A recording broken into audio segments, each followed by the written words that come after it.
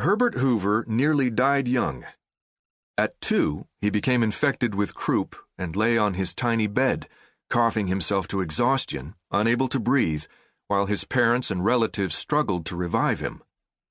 His father, Jesse, in futility, finally pronounced the stony, cold, purple little body dead. At that moment, the boy's uncle, Henry John Minthorne, a physician, arrived and began to work desperately on the still child. Nothing worked. At last, he applied his mouth to the child's and breathed air into his lungs. The infant choked, heaved, and slowly began to revive. It was the first, but not the last, close brush with death for Herbert Hoover. He had been born about midnight on August 10th to 11th, 1874, in West Branch, Iowa. A midnight birth meant he could have selected either August 10th or 11th as his birthday. He chose the 11th, yet his biographers selected the 10th. Nicknamed Bertie, he had an older brother, Tad, about 4 years his senior, and a sister, May, approximately 2 years younger. By the time he turned 3, he and Tad were inseparable, a bond severed only by death, though he and May never became close. The Hoover children were descended from 6 generations of Quakers, about 1/3 Swiss and 3/4 British.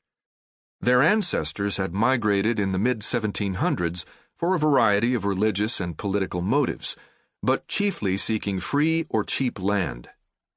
Bertie's paternal ancestors had lived initially in Pennsylvania, then moved south to Maryland and North Carolina, thence to Ohio, and finally to the village of West Branch in 1854. Always relocating in groups connected by kinship and religion. His maternal heritage also originated in Pennsylvania. From there, his mother's family migrated to Canada, lived briefly in Ohio, and finally landed near West Branch in 1859. 2 paternal ancestors were colonial governors. None on either side fought in the American Revolution. Both sides of the family converted to Quakerism, the paternal from Lutheranism, the maternal from Congregationalism. The Quaker lineage was intense as well as lengthy. It included evangelists, physicians, missionaries, and agents who ministered to the needs of Native Americans. The early generations were predominantly farmers.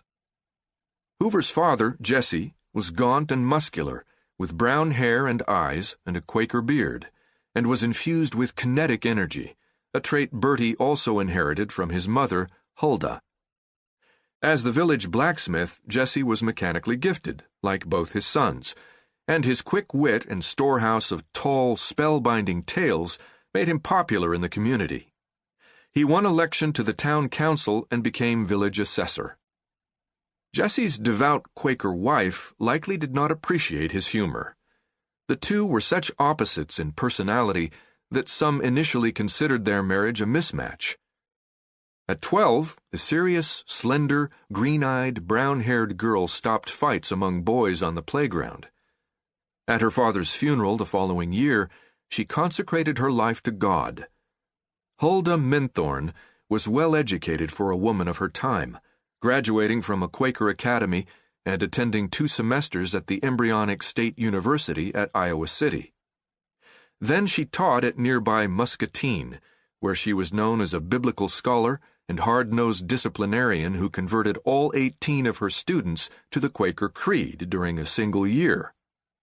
Intense and solemn, Huldah taught her children to be direct, to set priorities, to avoid gossip, to live in peace and to work for the common good among all men of all races. Though firm, she was tolerant and embraced the couple when one of her relatives married outside the faith.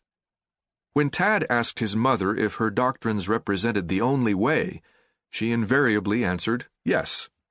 Yet she explained that her version of heaven included multitudes who had entered in some other way. Once a stop on the Underground Railroad, the secret network that smuggled fugitive slaves to freedom in Canada, West Branch was a bustling farm village of about 400, located at a crossroads on the Iowa prairie. Notably lacking a tavern, West Branch had 12 stores and a few paved sidewalks, but no paved streets, public lighting or municipal water except for a town pump. Frugality and thrift were ingrained by religion and necessity. Farmers raised corn, wheat, hogs, dairy cows, and chickens, mostly for domestic consumption. Winters were frigid, with winds that whipped across the virtually treeless prairie.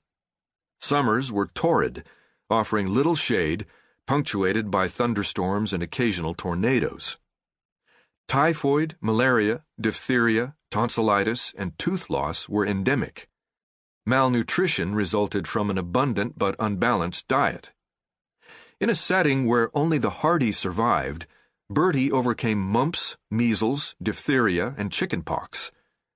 It was a Montessori school in stark reality, he later wrote.